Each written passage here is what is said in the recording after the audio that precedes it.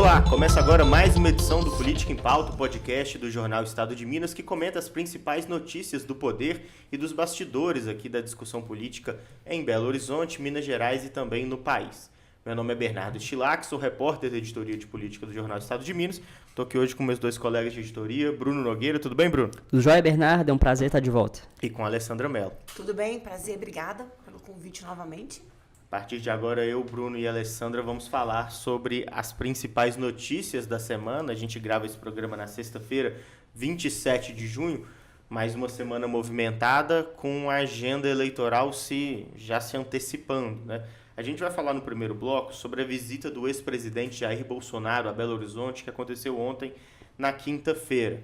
Bolsonaro esteve aqui, chegou de manhã, foi recebido pelo Matheus Simões, vice-governador do estado, na cidade administrativa, e o Matheus Simões ficou ali bem colado à figura do ex-presidente durante todo o dia, principalmente no evento do PL estadual, do PL aqui em Minas Gerais, que aconteceu durante a tarde, com vários discursos já mirando, né, a eleição para governador de 2026. No segundo bloco, a gente vai falar um pouco sobre o que significou essa visita de Bolsonaro, os desdobramentos dos discursos e como que a gente está vendo esse cenário antecipado de disputa pelo governo de Minas Gerais, que tem agora em Matheus Simões um nome que já disse explicitamente que quer unificar a direita aqui em Minas Gerais, unificar a direita para essa disputa eleitoral. No terceiro bloco, a gente vai falar sobre Propag, o programa de refinanciamento da dívida de Minas Gerais, que vai avançando lentamente na Assembleia Legislativa. Essa semana teve aprovações em segundo turno de projetos mais técnicos do Propag, que a gente vai falar aqui, mas especialmente a aprovação em primeiro turno do projeto de lei que autoriza a federalização da Codemig, a empresa de mineração importante estatal aqui de Minas Gerais, e para onde estão voltadas todas as atenções da Assembleia, né? Existe uma expectativa de que a Codemig já valha o suficiente para que o Estado consiga fazer a adesão ao Propag, sem precisar envolver, né, a privatização ou federalização de outros ativos importantes aqui. A gente vai falar mais sobre isso no terceiro bloco. Bom, vamos começar, então, falando sobre a visita do ex-presidente Jair Bolsonaro em Belo Horizonte. Esse fenômeno, né, das visitas de Jair Bolsonaro desde a campanha eleitoral de 2018 é sempre um momento que mexe muito com a cidade. Já foi muito mais impactante do ponto de vista da militância, né, dos apoiadores, hoje fora do cargo, né, o Jair Bolsonaro já não movimenta tanta gente, mas movimenta muito o cenário político, né, e ontem eu de manhã, a Alessandra pela tarde, acompanhamos essa visita do Jair Bolsonaro e não tem como, né? A capa do nosso jornal desta sexta-feira, né, Alessandra, traz uma manchete de uma palavra única, alinhados, e que dialoga com essa foto aqui do Alexandre Guzanchi. Não tem muito o que fugir da principal pauta, do principal impacto que teve essa visita do Jair Bolsonaro. Matheus Simões pulou de vez nessa canoa, né, nesse barco bolsonarista, ou pelo menos vai precisar, demonstrou muito que quer o apoio dessa ala bolsonarista do Estado para concorrer ao governo em 2026. Foi essa a sua percepção também, né, Ale? Foi, eu acho que ela foi bem clara, eu acho que foi uma sinalização bem clara do ex-presidente Jair Bolsonaro, do alinhamento que deve acontecer, que está sendo articulado e que tem chance grande de vingar aqui em Minas Gerais, que é um alinhamento que já vinha sendo expresso pelo governador Zema em suas redes sociais, em suas postagens, cada vez mais próximo ao bolsonarismo, e agora o governador Matheus Simões, vice-governador Matheus Simões, abraçou, eu acho que ontem claramente, a pauta, o bolsonarismo. Ontem, no evento, o Bernardo destacou, né? O Bolsonaro chegou de manhã cedo e permaneceu ao lado do Simões durante toda a visita dele a Minas Gerais, a Belo Horizonte, todo momento.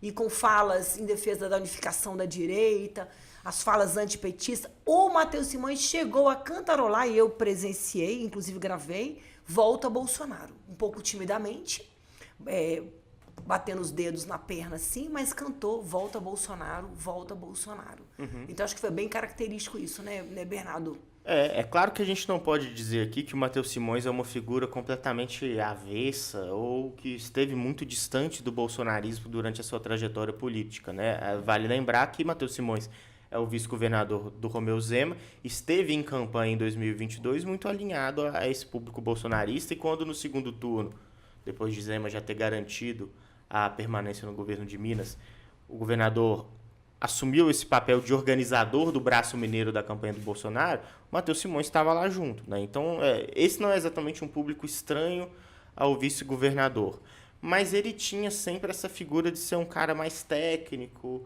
ou que passava uma imagem de mais moderado em relação ao Romeu Zema, que tem abraçado nos últimos meses, e até porque não últimos anos, um discurso mais ideológico. Eu acho que o evento de ontem mostra essa vontade do Matheus Simões de ser o nome ao redor, né, do qual circularão esses nomes fortes da direita em Minas Gerais, e, pelo menos para mim, nas nossas análises aqui, matérias, perde completamente a pecha de moderado, né, o Matheus Simões. Nesse momento, a gente já tem um Matheus Simões muito mais alinhado ao bolsonarismo, a uma direita que caminha próximo da extrema-direita. É difícil tratá-lo agora como uma figura de mais moderação ou uma figura que mira a política mineira tradicional, né? Aquela política da conciliação. E acho que ontem ele fez questão de demonstrar isso. Como é que foi a participação dele no evento do PL, Alessandra? Que a própria participação dele já diz muita coisa, né? Ele não é do partido, mas era ali nessa fileira que, inclusive, a gente mostra, é o único nome que não é do Partido Liberal. Na verdade, ele é a única pessoa que não era do PL que discursou. Inclusive, figuras do PL importantes não discursaram e ele falou. Ele chegou ao lado já chegou compondo no mesmo instante junto com o ex-presidente Jair Bolsonaro. Ele ganhou a medalha 3I, imbrochável, incomível e imorrível, que é uma condecoração que o Bolsonaro criou, que ele dá para as pessoas, aliados próximos, pessoas próprias. É tipo um reconhecimento. Ele foi laureado pelo Bolsonaro com a medalha 3I. Repito aqui, incomível, imbrochável e imorrível. Foi laureado com essa medalha. Ele, como eu disse, sentou-se ao lado do Bolsonaro, apoiou o presidente que estava visivelmente debilitado, se mostrou ali próximo, solícito, quando o Bolsonaro demonstrava estar se sentindo um pouco mal naquele ambiente muito cheio, muito quente. Ele está vindo de uma recuperação de um problema de saúde, né? Ele foi diagnosticado semana passada com uma pneumonia. Fez um discurso totalmente na linha de agrado dos bolsonaristas. Vamos extirpar o PT, sabe? Naquela fala muito antipetista, né? Que polariza sempre com os bolsonaristas. Então, ontem foi muito claro. E a gente sabe que o PL tem os seus pré-candidatos ao Senado, ao governo. E ontem o discurso todo, tanto do Bolsonaro, quanto dos Matheus Simões, quanto das figuras que antecederam majoritariamente, foi pregando a união em Minas Gerais, em torno do governo do Estado, em torno de uma disputa nacional para derrotar o petismo. Eu acho que, apesar do Simões não ser do PL, eu acho que esse alinhamento entre PL e Novo, Partido Novo, é muito natural, é algo que a gente vê há muito tempo já, né? Desde que o ex-presidente do Novo, Amoedo, saiu do partido, eles estão mais juntos ali, né? Então, eu vejo que o Matheus Simões ele tem esse alinhamento fácil com o PL, nesse sentido, são dois partidos que caminham juntos. Sempre que a gente conversa com o Domingos Sábio, que é o presidente do PL aqui em Minas Gerais, sobre a eleição, eu lembro muito ano passado, ele dizendo em termos da eleição municipal, na época em que o Novo queria lançar o Luiza Barreto, ainda não se tinha quem seria o vice do Bruno Engler, a gente sempre perguntava para o Domingos Sábio, como é que pode ser uma aliança entre o PL e o Novo, né? Ele diz, é muito natural que isso aconteça, porque o Novo está sempre junto com o PL em situações nacionais, né? A gente vê, por exemplo, o deputado Marcel Van Hatten, acho que não me engano, do Rio Grande do Sul, está sempre em eventos com o Bolsonaro. O Ricardo Salles, que era do PL, saiu do PL e foi para o Novo, em um acordo ali entre eles. Então, não é um público estranho para o Matheus Simões. Sim. Ele, claro, ele tem esse perfil mais técnico, né? Ele foi secretário-geral do governo no primeiro mandato, ele é vice e tem sempre assumido essas discussões mais dos problemas reais de Minas Gerais, né? Falando sobre infraestrutura, sobre Propag. Mas como ele é o pré-candidato do governador Romeu Zema, acho que ele abraçou, né, a campanha, né? Ele tem participado muito, por exemplo, de podcasts assim na internet, desses podcasts menores, mais nichados da direita, e ele sempre abraça esse discurso antipetista mesmo, porque é um discurso fácil em Minas Gerais, né?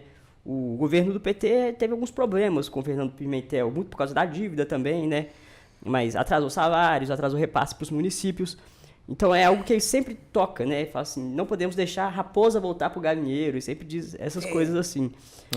Então eu acho que ele está num caminho, assim, de alinhamento com o bolsonarismo, mas é um alinhamento natural, eu acho. É porque ele para disputar, ele precisa de tempo na televisão. O Novo não tem tempo na televisão. Caso ele permaneça no partido e não se concretize o plano dele, que ele já expressou publicamente nessa semana, de ir para o PSD, caso o Rodrigo Pacheco não seja candidato e caso o PSD apoie a candidatura do Tarcísio Freitas à presidência da República com o aval do Bolsonaro, então ele precisa de tempo na televisão. E o PL tem muito tempo na televisão. Muito. Então, tudo isso é uma aliança pragmática.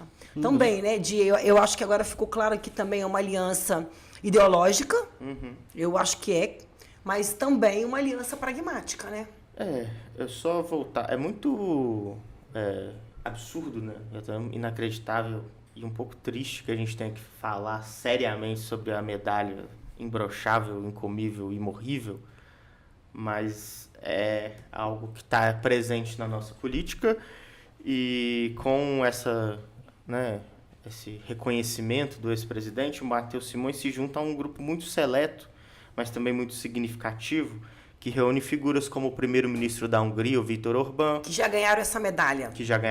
O coach, ou ex-coach, ou qualquer coisa, Pablo Marçal, ao craque Neymar Júnior, menino Ney, ao presidente da Argentina, Javier Milei. Então, o Simões está nesse grupo aqui. Aí, o Bruno Engler, acho que já recebeu a medalha, o Pablo Almeida, vereador, Pablo Almeida, vereador, também, todos né? eles aí agraciados com essa medalha, que não sei se ela reconhece todas essas características viris, né, e potentes dessas pessoas, ou se ela confere isso, né? Tipo, toma essa medalha que agora você não precisa, né, se preocupar mais, né? Você vai estar sempre dando conta do recado. Enfim, beira o patético, né? Mas é bom a gente falar, porque isso aconteceu e Matheus Simões está nesse grupo agora e, né, ele realmente abraçou de forma muito explícita a pré-candidatura depois desse evento com Jair Bolsonaro. Agora, para a gente falar sobre a pré-campanha, que vai ser o tema do segundo bloco, só para a gente fechar, destaque aqui da nossa página 4 da participação do Bolsonaro aqui, ele confirma o que ele já tem feito em outras capitais do Brasil, né, e em várias entrevistas também, em dizer que ele atuando agora, ele inelegível, né, e também réu no Supremo Tribunal Federal, ele vem atuando como cabo eleitoral do partido, fazendo essas viagens ao redor do Brasil e deixa muito claro, né, não esconde que o foco dele é trabalhar pelas candidaturas ao Senado. Em 2026, cada estado vai poder eleger 2 senadores. Então, ele repetiu isso ontem, né, Alessandra? Como é que foi esse foco do Bolsonaro no Senado? Olha, o discurso do ex-presidente Jair Bolsonaro foi voltado para o Senado. Ele pediu aos eleitores que ele precisa ter maioria e quer ter maioria no Senado e que pretende fazer a maior parte das cadeiras do Senado. Citou o Bukele, presidente de El Salvador, que, segundo ele, pediu na reeleição 60% do Congresso e ganhou 80%, na verdade ganhou 90%, ele se confundiu nos percentuais aí, depois a gente foi conferir e ele fez 90% o Bukele, presidente de El Salvador. Então ele está focando muito no Senado, que é no Senado onde ele pode... O Senado é a Câmara que pode caçar os ministros do Supremo. E também acho que é onde ele pode, com mais facilidade, trabalhar uma aprovação de uma anistia para ele, caso ele seja condenado. Então, ontem ele falou bem claramente, precisa do voto no Senado, que votem no Senado, que o PL vai lançar um candidato em Minas Gerais, a outra vaga são 2, o partido vai deixar para compor com algum aliado, ele não falou isso, mas é óbvio, e ele pediu, a gente vai escolher um candidato do PL para o Senado, e vocês, por favor, apoiem o que foi escolhido e apoiem o outro nome que não vai ser do partido, mas a gente precisa desse apoio. Então isso foi muito explícito, ele tem feito essa campanha muito claramente em suas redes sociais, ele fez uma postagem esse final de semana, domingo agora, falando novamente que precisa ter maioria no Senado, e aí abriu-se aí que vai abrir uma disputa ferrenha, porque com 2 vagas já tinha disputa, dentro da extrema-direita mineira, agora com uma só vai ser. E estavam lá, presentes com o presidente, com o ex-presidente Jair Bolsonaro, todos os pré-candidatos do PL ao Senado em Minas Gerais. Muita gente, né? Muita gente. Se o Bolsonaro já está restringindo essas 2 vagas a uma só dentro do PL, a gente pode imaginar que a disputa interna vai ser bastante acirrada. A gente já conversamos, né, eu conversei com o pessoal do PL para poder fazer uma matéria sobre essa disputa ao Senado. Teve coluna também da Ana Mendonça falando sobre essa disputa interna.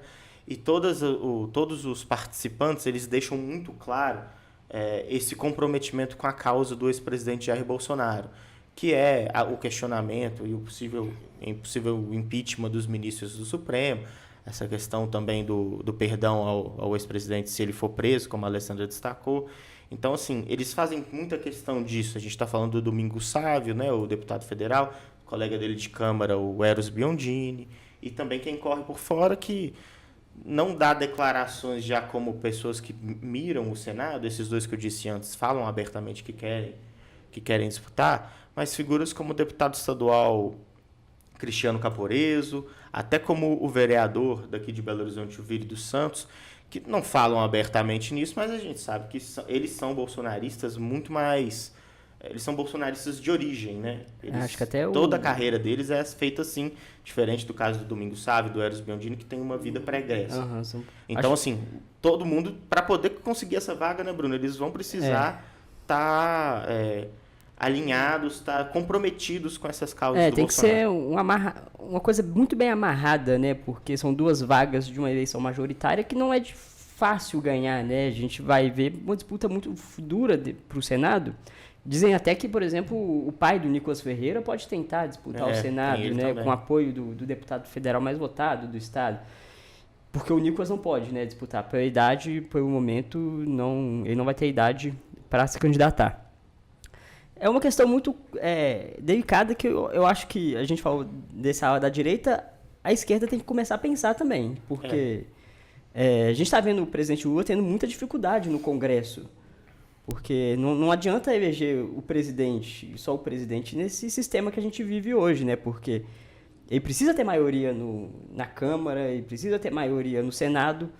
Hoje a gente pode dizer que o governo é o governo petista, mas é minoria nas 2 casas, né? Porque a facilidade com que a Câmara derruba um decreto do presidente, como a questão do aumento do IOF, é um pouco assustadora para o futuro do país, né? Porque não tem como governar desse jeito. Então, acho que a esquerda também precisa começar a olhar quem são os seus nomes para fazer essa disputa, porque mesmo se o presidente Lula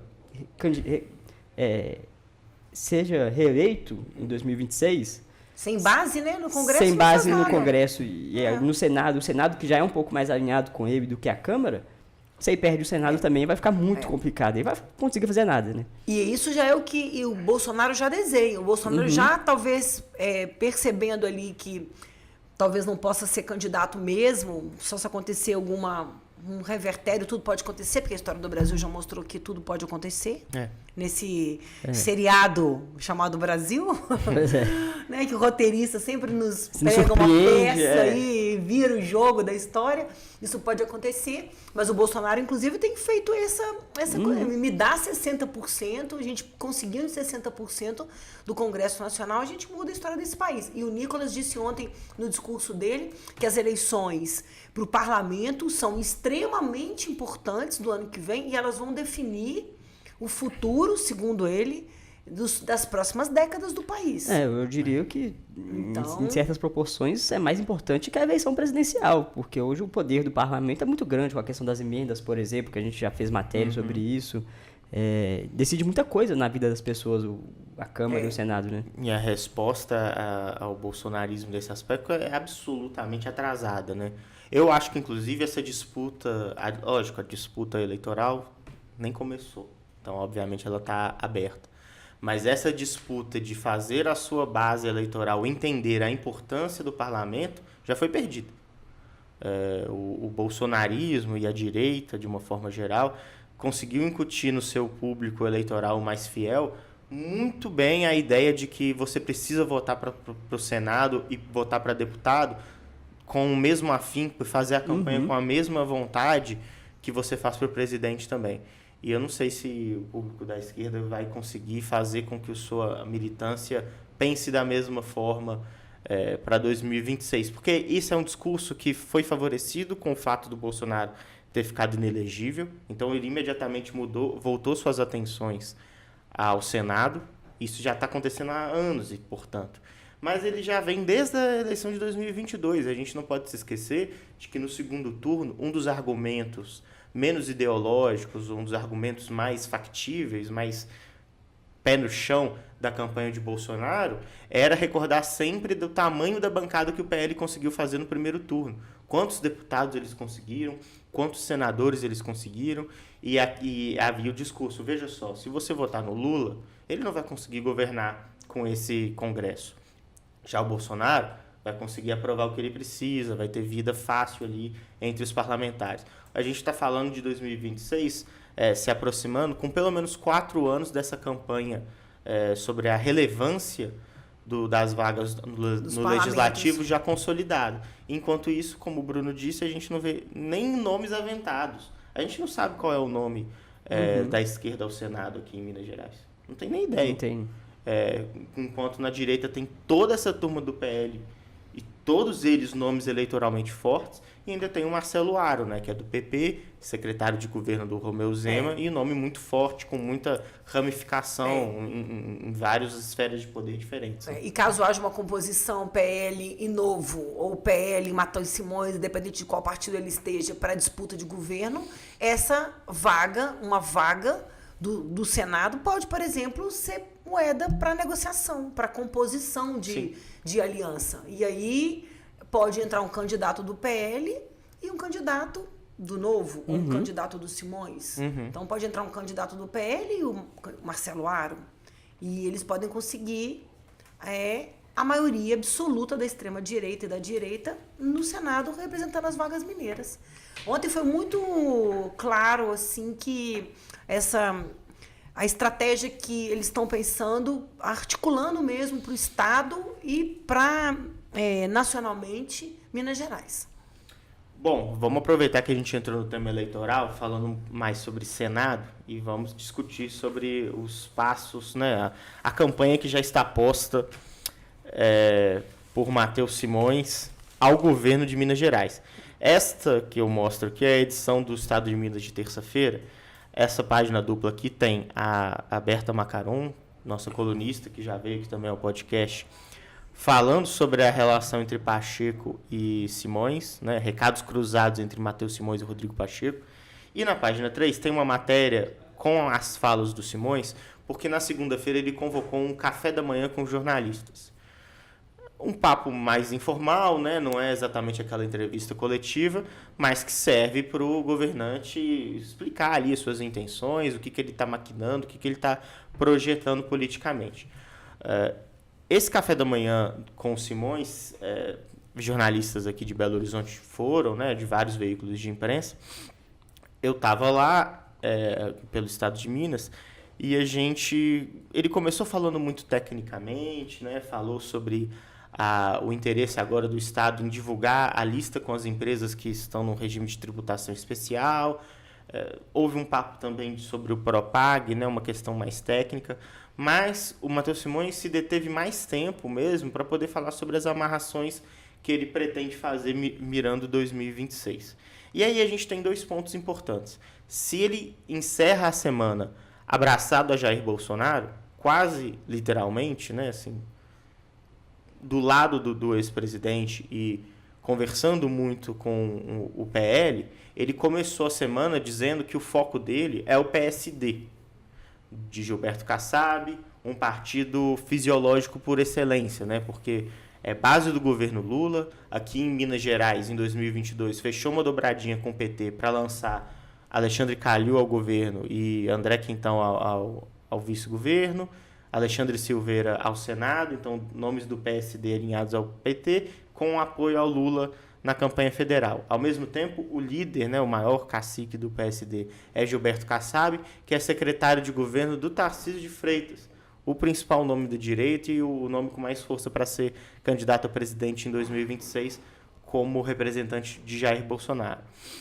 O PSD aqui em Minas, na representação legislativa, é base do governo mineiro na Assembleia. O presidente estadual do PSD é Cássio Soares, que é líder do principal bloco governista dentro da Assembleia. Então é um partido que está sempre alinhado ao poder e o Simões foi muito claro ao dizer que, olha, eu quero ser reconhecido pelo PSD. Eu já falei para o Kassab que se o Rodrigo Pacheco, senador, e nome que Lula quer lançar como representante do PT ao governo, sair da legenda, eu preciso ser o primeiro a ser chamado.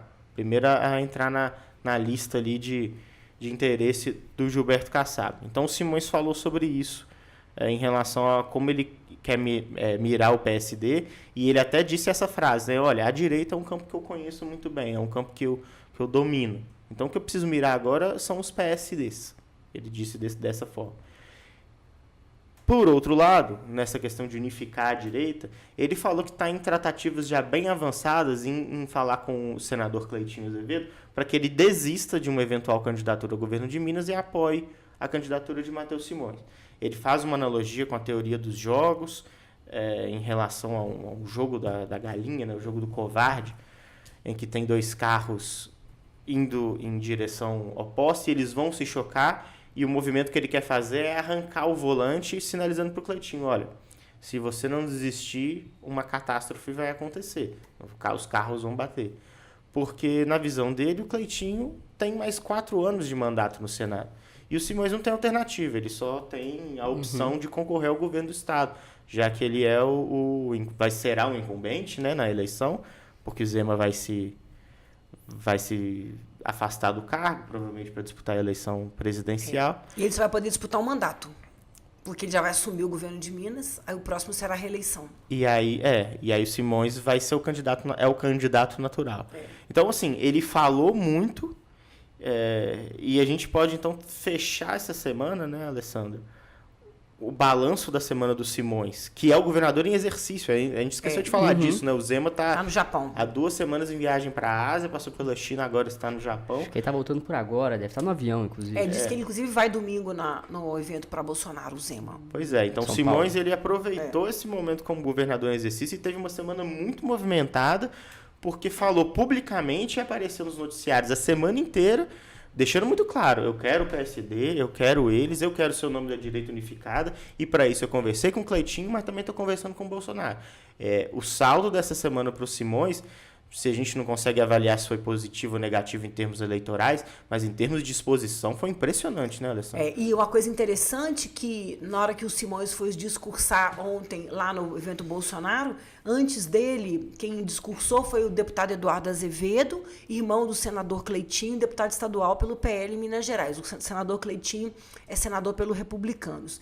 E o Eduardo Azevedo defendeu a união em torno de uma candidatura de Minas. E o Simões, quando foi discursar, ele agradeceu, citou nominalmente o Eduardo Azevedo. Falou assim, citou agradecimento à fala dele de defesa da união em torno de uma candidatura ao governo de Minas.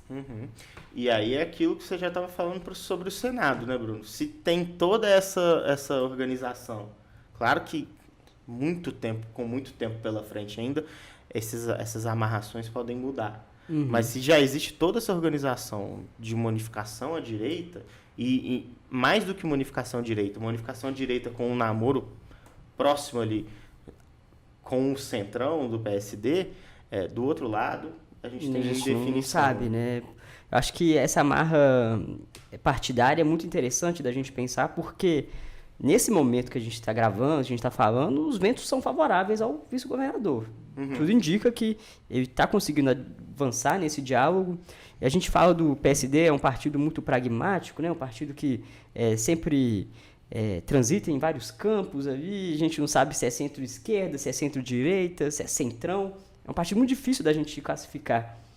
E nesse sentido do Gilberto Kassab apoiar claramente uma candidatura de Tarcísio de Freitas, tudo indica que seria muito difícil para o PSD compor um palanque com o presidente Lula em qualquer estado, e principalmente em Minas Gerais. Então, para o Simões ele agregar, ele conseguir esse apoio do PSD é muito vantajoso, porque aí ele não precisa sair do Novo. Porque vamos colocar a lista dos partidos da direita. Existem muito mais partidos de direita e centro-direita do que de esquerda e centro-esquerda no país. Esses países... E com muito mais representação. Esses partidos de centro-direita e direita são muito maiores. Eles têm muito mais tempo de televisão, muito mais dinheiro de fundo eleitoral, fundo partidário. Então, por exemplo, o Simões consegue o apoio do PSD, ele já dá um salto em tempo de televisão e fundo partidário muito maior, muito alto. Se junta com o PL. Se filia ao PSD, então, né? Que não é só apoio que está em disputa. Exatamente. Pode se filiar. Pode se filiar. Se junta o PL, eu acho que 50% do tempo de televisão é dele. Aí a gente pode citar, por exemplo, União Brasil e PP. São dois partidos que não andam com o presidente Lula.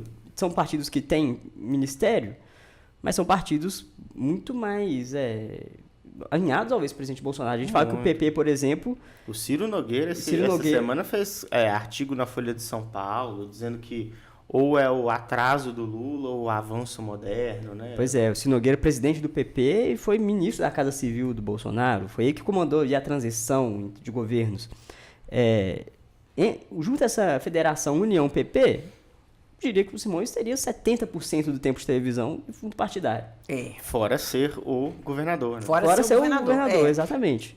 Então, assim... E tempo de televisão é super importante. Muito importante. A gente fala de uma era de rede social, mesmo de assim, que campanha tem sido muito feita pela internet, mas a televisão chega mais longe ainda, né? Fuad é a prova disso. Fuad é a prova disso. Acho que... Ainda mais numa eleição estadual, num estado enorme como Minas, Exatamente, né? Onde alguns cantos do estado ainda não tem esse acesso à internet tão fácil, igual a capital, a região metropolitana. Então, eu acho que o Simões tá com um jogo favorável para ele nesse momento. Essa semana, acho que isso mesmo. O Simões que terminou essa semana com... E aí a gente pode falar, por exemplo, também do Republicanos, do senador Cleitinho. O Republicanos é um partido menorzinho, mas é um partido com essa representatividade também. Existe um papo do Republicanos fazer uma federação com o MDB. Aí já é uma outra história, porque o MDB é muito mais alinhado ao presidente Lula. É um partido mais de centro-direita, mas pode pleitear ali também a vice-presidência. Já foi vice do Lula em outras vezes, da presidente Dilma, por exemplo. Então, nesse sentido, o MDB, muitas pessoas do MDB apoiam o nome de Chadeuzinho, o presidente da Assembleia, na disputa do governo. Mas existe esse cenário... O Pacheco também pode... Caso o Pacheco saia do PSD. Migrar do PSD para o MDB, porque ele começou sua carreira no então PMDB, né, quando se candidatou pela primeira vez. Exatamente. Aí equilibra um pouco, porque seria mais fácil o MDB se alinhar ao PT. E aí a gente fala que o PT, do lado da esquerda, é o partido que tem maior estrutura, né? A gente pode falar também do PSB, do PDT, do PCdoB, mas são partidos menores. Mas que se junta ali também, dá para disputar, mas ainda assim muito mais favorável para o Simões. E ontem, no evento à tarde do PL, que foi uma reunião, né, foi um encontro partidário, né, do PL, todos, olha, com raras exceções, eu acho que somente o Sargento Rodrigues, por motivos óbvios, né, que o Sargento Rodrigues vive em linha de frente, batendo em choque com o governo Zema e com o Matheus Simões. Eu acho que ele foi o único nos discursos que não pregou a união. Entre os Simões. Eles não citam claramente os Simões, né, mas falavam olhando para ele, elogiando o governo Zema, se colocando à disposição do governador dentro do legislativo. Foi o único que não pregou a união. E o Domingos Sávio, a hora que ele foi dar uma entrevista para a gente pós-evento, questionado sobre se já estava, então, praticamente selado essa aliança entre PL e Simões, independente de qual partido seja. Ele lembrou que na eleição para presidente passado, que, segundo ele, atrapalhou muito o Bolsonaro foi o fato do Novo ter lançado candidato a presidente da República e o Bolsonaro não ter um palanque forte em Minas Gerais, que é um estado definidor das eleições, né, considerado o estado síntese, né, do Brasil, né, porque está no miolo ali e pega um pouquinho de cada uma das nossas regiões. Ele lembrou disso, assim, foi muito ruim para a gente não ter um palanque em Minas Gerais, um palanque estadual, então precisamos ter. Eu acho que um outro ponto sintomático um ponto comportamental sintomático do Matheus Simões, que mostra pra gente o quão alinhado está a direita em Minas Gerais e o quão consolidada está essa ideia de unificação, é o fato de que nesse café da manhã, por exemplo, e nos discursos dele, de uma forma geral, ele já cita o Pacheco com, as aspas, meu maior adversário. Ele está puxando o Pacheco para a disputa mais do que o próprio Pacheco está se colocando no jogo. E ao fazer isso, eu acho que a mensagem que ele passa é exatamente essa. Não tenho outras pessoas que estão ao meu redor, né, outros possíveis candidatos com os quais eu realmente tenho uma discussão, com os quais eu realmente tenho nos quais eu vejo um adversário. O meu maior adversário é o Rodrigo Pacheco. Então ele tem falado isso, tem citado muito o nome do Rodrigo Pacheco e meio que cristalizando o senador como o candidato da esquerda. Do PT. Porque pelo lado do PT e principalmente, né, pelo lado do presidente Lula, é um desejo inequívoco e já quase desesperado que o Pacheco vai ser o candidato da esquerda ao governo de Minas. O próprio Pacheco não se coloca nessa situação de forma clara, explícita. A gente falou que na semana passada que ele teve com o Lula, mas não faz um discurso contundente de pré-candidato. Ele tem direito a fazer isso, óbvio, né? Ele não precisa se lançar agora na forma como o Simões está fazendo. Só que é uma disputa que já está acontecendo. E quando o Simões faz isso, ele é mais um a colocar o Pacheco nessa situação, né? Isso é interessante. Semana passada o Pacheco teve com o presidente Lula em evento, né? Vocês bem falaram. Ele teve até um discurso mais forte do que a gente está acostumado. Mas mesmo assim, né? Mas um discurso não mais parece um discurso de candidato, mas mais do que o normal. Mais do que o normal. Mas é a primeira vez também que, né? Muito institucional, né, gente? O normal é muito protocolar. Ele teve algumas indiretas ali pro governo do estado. Isso mesmo. Falou sobre a ditadura. Falou sobre a ditadura, lembrando aquela fala do governador Romeu Zema. Defendeu o diálogo. Pois é. Mas assim, a primeira vez que ele teve essa postura, em muito tempo, acho que desde sempre, enquanto o Simões ele já tá nessa, já tem uns meses, né? Então, assim, parece que ele tá um pouco atrasado nessa disputa, se ele for disputar, né? E o cenário para ele não é favorável nesse momento. Não assim, isso é uma opinião, né? Óbvio. Tem se tentado, a própria coluna da Aberta mostra isso, outras matérias que saíram em jornais aqui de BH, que, olha, essas falas do Simões, colocando o Pacheco em destaque, trazendo muito o lado eleitoral, tem incomodado aliados do senador Rodrigo Pacheco. Aliados que falam que não é o momento, agora é a hora de pensar em governar, de fato. Mas é muito fraco dizer que aliados estão ficando incomodados, né? O próprio Rodrigo Pacheco acho que precisa aparecer mais. Mesmo que não seja de forma eleitoral, mas se posicionando. Ele acha que... Sobre o Propag, por exemplo.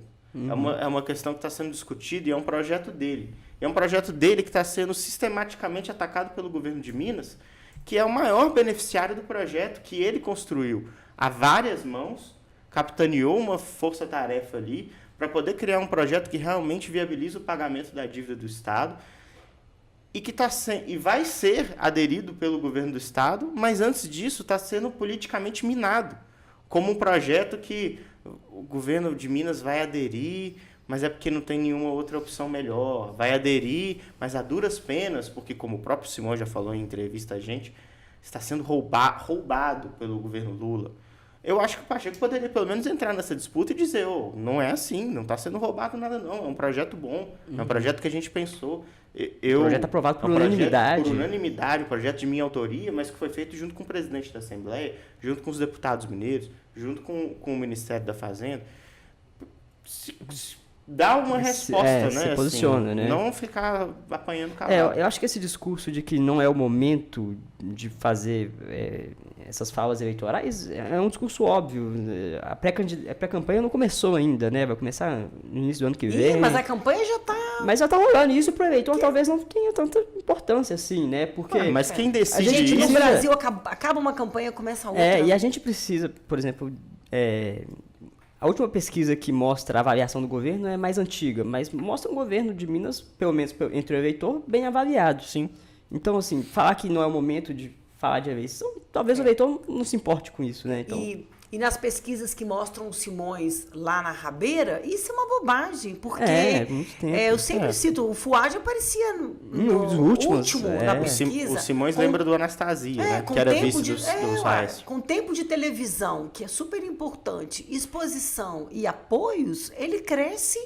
E o discurso, discurso de continuidade é muito forte na eleição também, né? Vai fazendo, eu sou governador em exercício, eu estava aqui desde sempre. Aí, de novo, aquilo que a gente falou, né? A gente não pode deixar o PT voltar. E ele vai assumir o governo de Minas, pois né? Ele já assumiu, sim, enquanto o governador não está aí, não está viajando. Então, os ventos são favoráveis para o Simões. É lógico, né, que o eleitor, de uma forma geral, não esteja pensando em eleição, mas ele está consolidando essas imagens na cabeça dele, né? Ele não vai chegar em 2026 e esquecer tudo que aconteceu a partir de setembro e avaliar só o que... E o Simões, ele tem feito isso, né? A gente já fez uma matéria aqui mostrando como que as agendas dele aumentaram. E como que as agendas dele hoje são... As agendas oficiais do Executivo Estadual hoje são basicamente divididas, 50-50, entre Zema e Simões. Ele já é uma figura que governa, como a Alessandra falou, né? Ele já é o cara que coordena o Estado da forma burocrática ali. Mas ele está se mostrando também sendo o cara que governa do ponto de vista do chefe ali, da imagem do governo estadual. E ele fala isso inequivocamente. Ele contou pra gente nesse café da manhã uma história, num tom bem humorado, né? Que na CDL de Lagoa da Prata, um dia ele foi lá fazer um discurso, né, uma palestra, e aí uma senhorinha perguntou, o senhor que vai palestrar aqui hoje? Ele falou, sou. E o senhor é quem? Aí ele falou, eu sou o vice-governador. E a senhorinha olhou para ele e respondeu, mas de onde? E aí ele falou, olha, esse é o meu principal desafio. Eu preciso que essa senhorinha aqui saiba quem eu sou. Que alinhar a minha imagem do governador Romeu Zema. E isso aí, naturalmente, na campanha se faz, né? Mas ele tá adiantando. E essa questão de não é o momento de eleição ainda, meio que quem define é quem vai disputar a eleição, né? Para o Simões já é o momento de eleição. Pois é. Você vai sair atrás? Aí você começa... É como se você estivesse numa corrida, você tá 100 metros atrás da pessoa. Enfim. É um cenário complexo que a gente vai continuar discutindo aqui, mas que, por enquanto, embora a gente tenha análises claras do momento, não são exatamente... porque política muita coisa muita passa, muda, muita água passa debaixo da ponte ainda. Não muda muito, né? Não é assim que a gente vai chegar em 26, né? Essa semana eu achei que fechou uma semana muito claro com essa articulação do governador em torno de uma candidatura única e uma possibilidade bem grande de uma composição com o PL. Perfeito. Né? Essa é a síntese. Né? Bom, a gente teve nessa semana também avanços na discussão do Propag. Esse é o nosso terceiro bloco. A gente falou bastante nos dois anteriores. Tem jeito de não falar do Propag, né? Mas é importante, né? Claro. Porque a gente... Acho que é o grande assunto de Minas E Gerais. o Propag né? é a coisa que pode definir, quem sabe, a situação financeira melhor de Minas Gerais. Exatamente. Né? A garantia de pagamento. Né? Ontem, só para o governador... alguém falou assim, gente, o governador disse para a gente aqui agora que se derrubarem os vetos do Propag, ele paga o aumento para Força de Segurança. Ou seja, ele está aliando essa pauta super técnica a uma pauta que, querendo ou não, tem impacto eleitoral. É o salário do servidor. E já está aliando há bastante tempo, né, essa questão do Propag. Mas, assim, a gente teve avanços lentos na Assembleia, né, por exemplo, nessa semana a gente teve mais dois projetos aprovados em definitivo na Assembleia. A gente já teve aquele primeiro lá, que é aquele projeto incipiente que autoriza o Estado a aderir ao Propag e sair do RRF, que já foi inclusive sancionado pelo governador Romeu Zema. Um projeto muito importante, porque sem ele não se faz nada, mas também um projeto muito introdutório, né, na discussão. E a gente teve essa semana 2 projetos que são muito técnicos, né? Projetos que autorizam a utilização das contribuições da Previdência, né? Do compensação previdenciária entre previdenciária. o regime geral de previdência e o regime próprio de previdência, né? Quando o servidor faz essa migração, o Estado mineiro, tem né, um passivo ali, né? O governo federal tem um passivo com o Estado. Isso, o servidor mineiro que se aposentou pelo regime próprio, mas que em algum momento contribuiu com o INSS, a União tem que ressarcir esse valor da aposentadoria dos servidores e também dos créditos da dívida ativa. Um valor ali que pode ser usado para abater a dívida do Estado no âmbito do Propag. É muito técnico, como a gente já falou aqui. Aprovado sem grandes alterações. Discussões, né, sobre isso. Agora, tem grandes discussões sobre a Codemig, né, Bruno? E ela avançou nessa semana nas comissões e foi aprovado em primeiro turno, mas com muitas promessas de discussão até a votação definitiva. A Codemig tem sido muito discutida porque é o principal ativo do governo de Minas nessa discussão de reduzir os juros da dívida, né? O governo ele quer amortizar 20% da dívida que hoje é consolidada pela Secretaria de Fazenda entre 165 bilhões, e esses 20% dá mais ou menos 34 bilhões por ali. E a maneira mais fácil de fazer isso é federalizando ativos e ativos grandes como a Codemig, que é uma empresa estatal que, basicamente, o que ela faz é explorar nióbio em Araxá. Em uma parceria ali com a CBMM do grupo Moreira Salles. Então, a grande discussão é que, por ser uma empresa mineradora, é uma empresa que potencialmente vale muito dinheiro. E talvez vale esses 34%. Esses 20%. Explora um minério que deve crescer muito de valor nos próximos anos. Exatamente. Nióbio pode ter um potencial muito grande na que a gente chama de transição energética, ali, junto com o lítio também, é muito importante. É um metal muito forte. A grande questão é que não se sabe qual é o valor da Codemig hoje. Porque é uma empresa difícil de avaliar. Em 2023, o governo contratou uma auditoria do banco norte-americano, Goldman Sachs. Como é que fala, Bernardo? Goldman Sachs. Exatamente. E essa avaliação aí deu entre 4 bilhões de dólares, 5 bilhões de dólares, algo em torno de 20 e poucos bilhões de reais. O que não é o suficiente para atingir esses 20%. Não sendo suficiente para atingir esses 20%, como é que se pode chegar a essa marca? Federalizando CEMIG, Copasa, outros ativos, imóveis, né? Privatizando, o ENG, enfim. Rede Minas. Só que a oposição, o governo, acredita que a Codemig pode chegar sim a esses 20%, né? Por quê? Essa avaliação da Goldman Sachs ela é basicamente em torno do nióbio. O nióbio valorizou agora, né, nos últimos anos.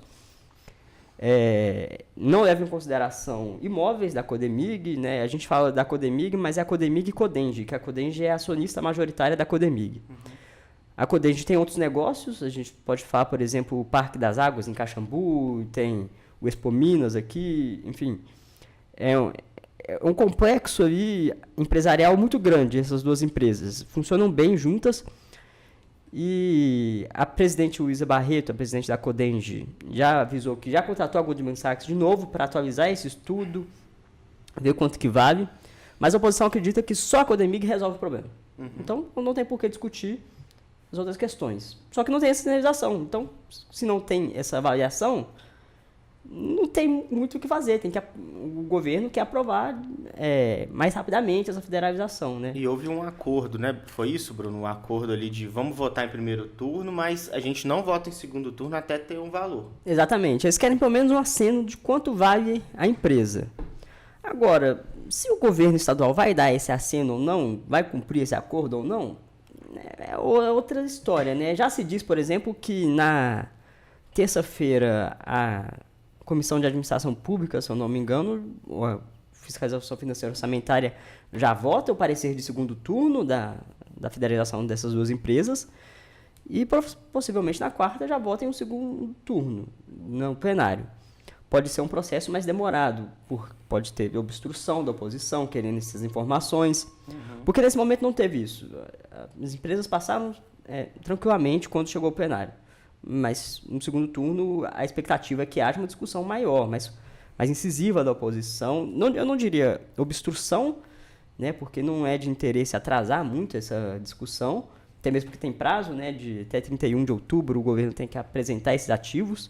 Se tem uma discussão de que, na verdade, não precisa aprovar na Assembleia para apresentar esse interesse, né, e pode aprovar depois, né, enfim.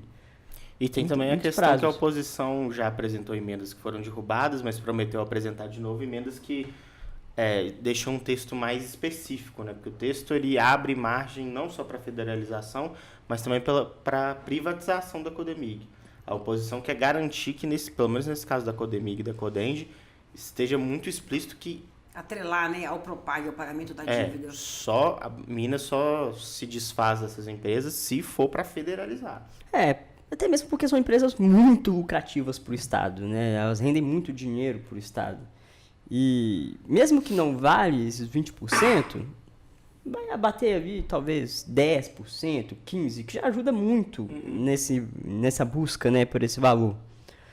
Então eu acredito que tem uma discussão também que o deputado professor Clayton trouxe, que é a questão da lavra do minério, que pela Constituição do Estado não se pode passar essa lavra do minério, o que diminuiria um pouco o valor.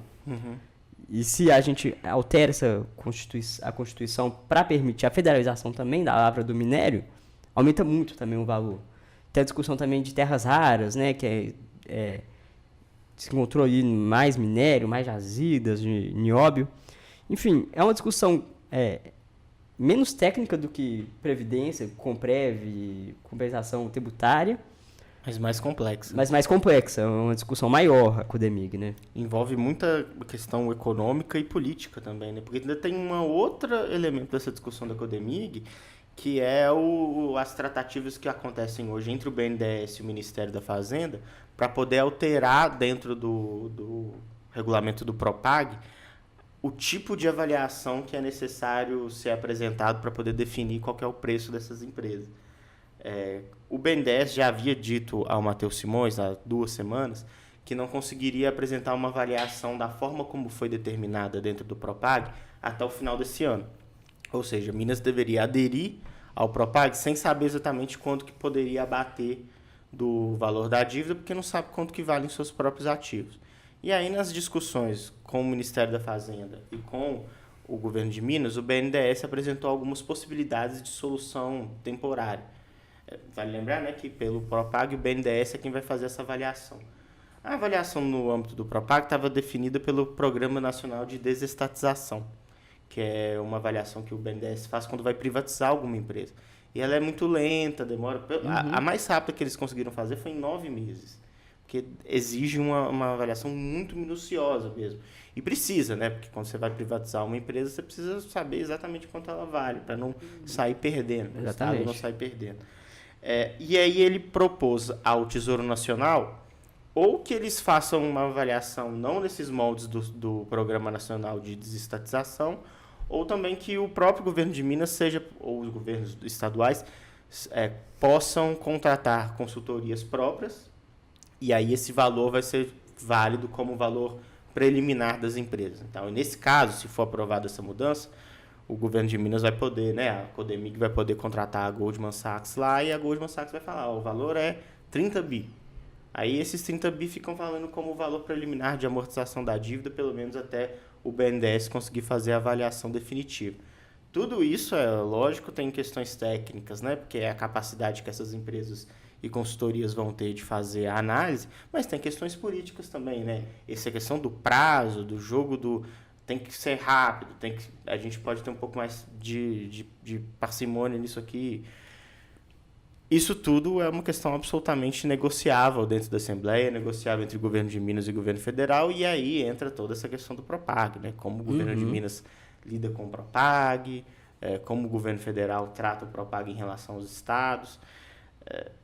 É uma discussão, como o Bruno falou, talvez não tão técnica quanto a questão dos créditos da dívida ativa, mas é muito mais complexa, né, Alessandra? É uma infinidade de fatores. E o governo tem dito, né, o governo Zema tem dito que precisa da derrubada dos vetos, né, dos vetos do Propag, para poder fazer a adesão. E ontem, no evento do PL, estava presente o líder do PL, o Sóstenes, que foi o relator da derrubada do decreto do IOF, do projeto que derrubou o decreto do IOF, e ele, no microfone, durante seu discurso, disse, olhando para o Simões, que a oposição vai derrubar todos os vetos do Propag, que ele pode contar com ele, com a bancada do PL, com toda essa articulação, que os vetos serão derrubados. Existe a expectativa que esses vetos aí sejam votados, né, pelo Congresso Nacional em uma sessão conjunta, né, porque os vetos têm que ser feitos assim, entre a Câmara e o Senado, antes do recesso em julho agora.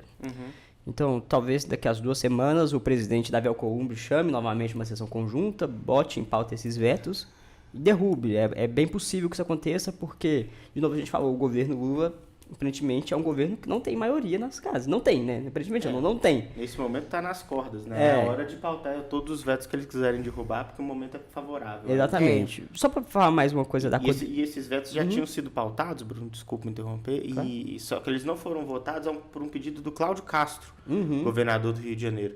Ele pediu para que tirasse de pauta, porque o Rio de Janeiro, por não ter essas estatais que Minas Gerais tem, para aderir ao Propag, é muito mais importante ainda que esses vetos sejam derrubados. Porque esses vetos, alguns desses vetos, com a derrubada deles, vai permitir que o governo do Rio, por exemplo, use outros fundos, dinheiros de outras vias para poder tentar abater a dívida, recurso que o Rio de Janeiro precisa. Então, Cláudio Castro quer ampliar ainda mais o foco, a lista de vetos que o Congresso quer derrubar. Rio Grande do Sul também, né, que tem aquela questão do estado de calamidade que foi vetado, né, enfim. Só para falar um pouco da Codemig, também tem uma questão muito importante que é o contrato com a CBMM.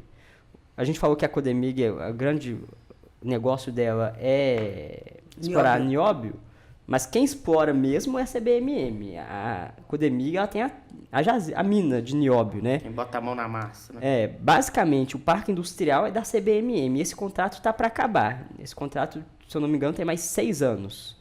E o governo ele quer renovar esse contrato com a família Moreira Salles em mais 30 anos. E aí tem aquela questão. Federalizando a Codemig, será que a empresa vai querer ser parceira do governo federal? Tem sempre esse adendo a se fazer. É normal que se renove esse contrato, porque é o grande negócio da CBMM, é essa exploração, e se ela não renovar, ela ganha um concorrente ainda, né? Porque ela tem a sua mina também, mas a grande mina é da Codemig. Então, tem esse entrave também. A Codemig também, ela pauta a questão da PEC do referendo, né? Só pra gente falar, que é a PEC que acaba com a consulta popular para a venda de CEMIG, Copasa e ali junto Gasmig, né? A Gasmig, ela hoje é uma empresa que está muito ligada à CEMIG, que é dona de 99% das ações da Gasmig. E essa PEC, ela, além de acabar com o referendo, que é a consulta popular, ela acaba com a necessidade do aval de 3/5 da Assembleia. Do quórum qualificado. Do quórum qualificado para aprovar essa venda, né? Que dá mais ou menos aí 48 deputados dos 77.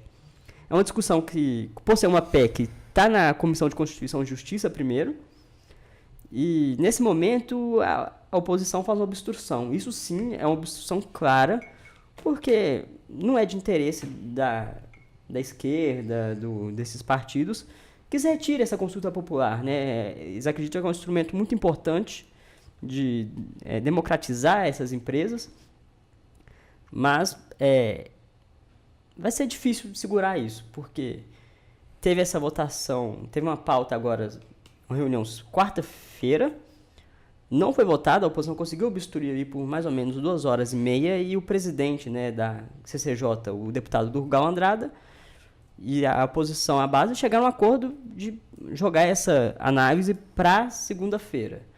Mas ele disse o seguinte, vencemos partes da obstrução, isso é aspa do Durgal Andrada, a oposição não consegue mais pedir requerimentos para tirar o projeto de pauta, não consegue mais pedir vista. Isso já foi vencido. Mas ele disse que, olha, ainda tem outros requerimentos que ela pode apresentar, como inversão de pauta, enfim. Mas a obstrução tem um prazo limitado. Mas tem um prazo limitado. Ela não é ad eterna. Então, é possível que segunda-feira se vote esse projeto, aprove na CCJ, e aprovando na CCJ, o presidente da Assembleia, o Tadeu Martins Leite, tem que formar uma comissão especial. E aí, nessa comissão especial, obedecendo às regras de proporcionalidade, existe uma expectativa que a oposição tenha apenas uma cadeira. É bem possível que isso aconteça. E aí é muito mais difícil também obstruir na comissão especial. Aí vai ser tratorada, né? A comissão tem até 40 dias, tem um prazo de 40 dias para emitir um parecer, é votado no primeiro turno, qualquer emenda apresentada volta para a comissão especial, e aí segundo turno. Então, essa é a discussão da semana que vem, né, Bruno?